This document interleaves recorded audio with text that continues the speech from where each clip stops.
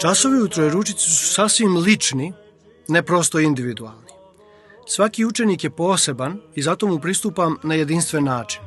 Svaki čas je prije svega jedan ozbiljan i pažljiv susret. Kroz taj i takav pristup se pristupa i samom gradivu.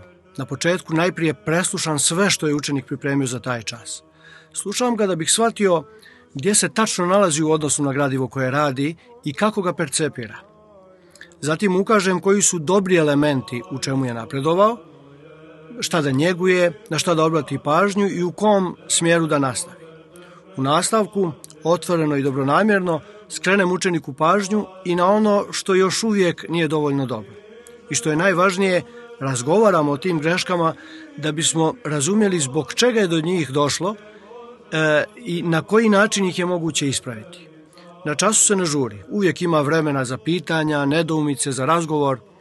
Na taj način se stiče duboko razumijevanje materije i svakog časa i učenik i ja izlazimo bogatiji i bolji.